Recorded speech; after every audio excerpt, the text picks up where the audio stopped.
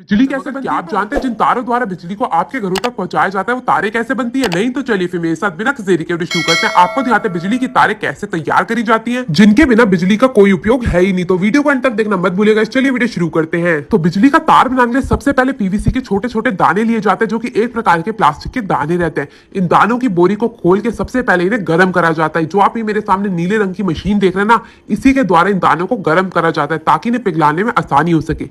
ढेर सारे मटेरियल को इस मशीन के अंदर डाल दिया जाएगा और करीबन आध घंटे तक इसे ऐसे इसी के अंदर छोड़ दिया जाएगा।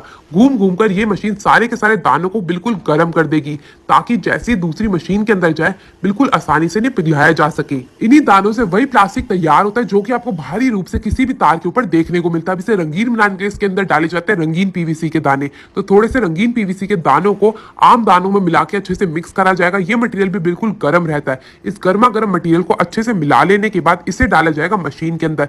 मैं आपको बता दूं, इस मशीन के अंदर दो प्रकार के दाने डलते हैं, एक तो आम दाने और ये एक होते हैं रंग मिक्स करे हुए दाने। तो सबसे पहले रंग मिक्स करे हुए दाने को छोटी मशीन के अंदर डाल दिया जाएगा और जो बड़ी मशीन होती है उसके अंदर डाला जाएगा नॉर्मल दानों को। तो नॉर्मल और रंगीन दोनों प्रकार के दाने भी डल चुके हैं। अब बारी आती है सबसे इंपॉर्टेंट चीज की, जो कि होती है तांबे की तार।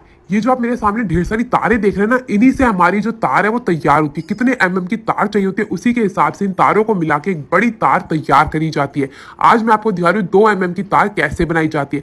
सबसे पहले बड़ी सी तार के बंडल को लगा दिया जाता है मशीन के एक सिरे के ऊपर, जिसको लगाने में 3 से 4 लोगों की सहायता लगती है। अब इसमें से एक सिरे को उठा के डाला जाएगा मशीन के अंदर और जो पुरानी तार का सिरा था उससे जोड़ने का कार्यक्रम शुरू करा जाएगा। तो उसके लिए इसमें बीच में जितनी भी तारें होती है उन्हें खोला जाता है और जो पुरानी तार होती है उसको भी अच्छे से खोल के उसमें जितनी भी बारीक बारीक आप तारें देख रहे हैं ना, इन दोनों तारों को अच्छे से मिलाया जाएगा और बंद करने के लिए टेप का इस्तेमाल करा जाएगा। तो दोनों तारों को अच्छे से आपस में जोड़ दिया गया। अब बारी आ जाती है मशीन को स्टार्ट करने की। तो एक और से मशीन को अच्छे से स्टार्ट कर दिया जाएगा। ये रीडिंग मशीन होती है जिसमें तार की रीडिंग आती रहती है। जब ये 900 पे होगी तभी तार बनने का कार्यक्रम शुरू करा जाएगा। अब यहाँ से हमारा रोल चलना शुरू हो चुका है। इस रोल में से जो हमारी तांबे की तार है वो निकलती रहेगी, दूसरी मशीन के अंदर एक सिरे से आएगी। अब ये जो आप ये नीले रंग की मशीन देख रहे हैं ना, इसमें एक तरफ से तो ये तांबे की तार डलती है, मगर दूसरी तरफ से इसमें प्लास्टिक बिल्कुल पिघला हुआ आता रहता है, जिसे गर्म करने के लिए इन्होंने थोड़ी सी गैस का भी इस्तेमाल कर रहे हैं।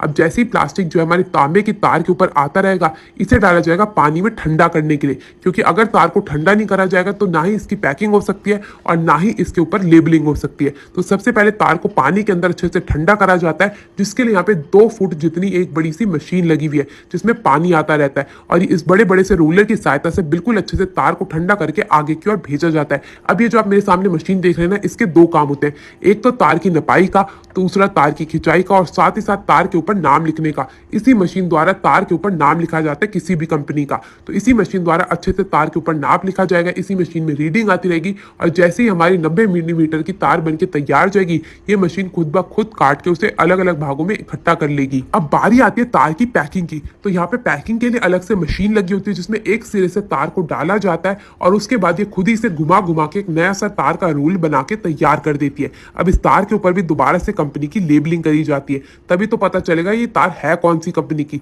तो अच्छे से इसके ऊपर लेबलिंग करने के बाद इन भागों को भी अच्छे से काट के यहाँ पे जो है हमारी आम तार बन के हो चुकी है तैयार।